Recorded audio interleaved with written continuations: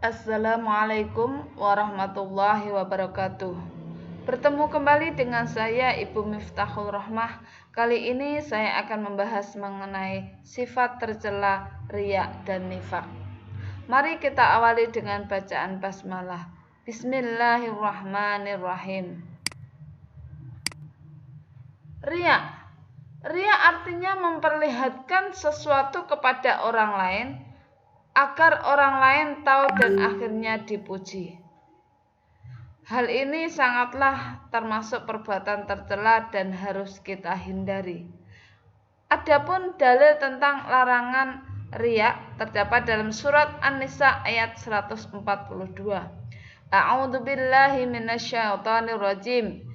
Innal munafiqina yukhadi'unallaha wa huwa khadi'uhum. Wa idza qamu ila sholati qamu kusala yura'unan nasa wa la yadhkurunallaha illa qalila. Sesungguhnya orang munafik itu hendak menipu Allah, tetapi Allah lah yang menipu mereka. Apabila mereka berdiri untuk salat, mereka lakukan dengan malas. Mereka bermaksud riya, ingin dipuji di hadapan manusia. Dan mereka tidak ingin mengingat Allah kecuali sedikit sekali. Adapun contoh perbuatan riya adalah banyak sekali dalam kehidupan masyarakat. Contohnya, memberitahukan kepada orang lain bahwa ia menjadi juara di kelasnya. Ini termasuk perbuatan riya dan harus kita hindari. Ciri-ciri orang yang riya: tidak melakukan perbuatan baik jika tidak dilihat oleh orang lain. Ini juga termasuk perbuatan riya. Beribadah hanya sekedar ikut-ikutan. Terlihat tekun melakukan sesuatu jika dipuji. Berupaya menampakkan kebaikan agar diketahui orang lain. Ini termasuk perbuatan riya yang harus dihindari.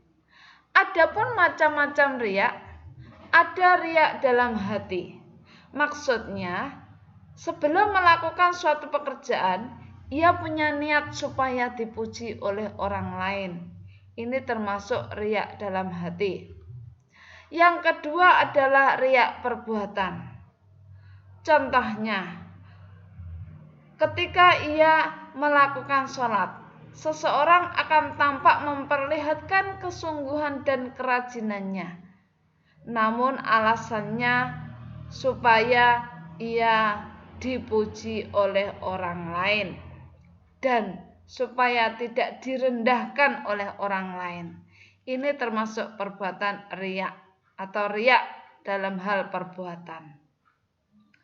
Yang ketiga adalah riya dalam masalah agama, yaitu dengan menampakkan anggota badannya. Contohnya,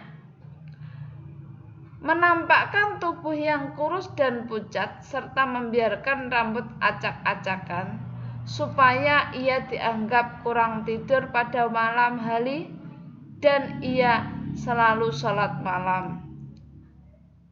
Kelihatan badannya kurus supaya ia dikatakan rajin berpuasa.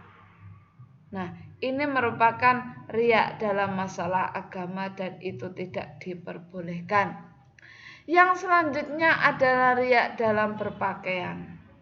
Riya dalam perkataan, yaitu dia mengucapkan kata-kata yang bijak, selalu berzikir kepada Allah, menyuruh berbuat baik, mencegah yang mungkar, tetapi ia sendiri melakukan perbuatan yang seperti itu. Nah, ini tidak diperbolehkan oleh Islam. Yang selanjutnya riya dengan perbuatan. Contohnya menampakkan kekhusyuan ketika sholat, berlama-lama berdiri, sujud dan rukuk. Tidak menoleh kanan kiri serta lurus kedua telapak tangan. Ini contoh riya dalam perbuatan.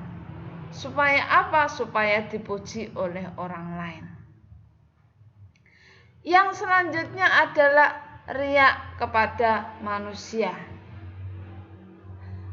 Termasuk riya kepada manusia, ini adalah orang yang banyak didatangi tamu dari kalangan ulama, ahli ibadah, ahli penguasa. Nah, supaya apa? Supaya mereka dikatakan baik, mereka dikatakan orang yang pandai, supaya dipuji. Ini juga termasuk perbuatan riya yang dilarang oleh Allah.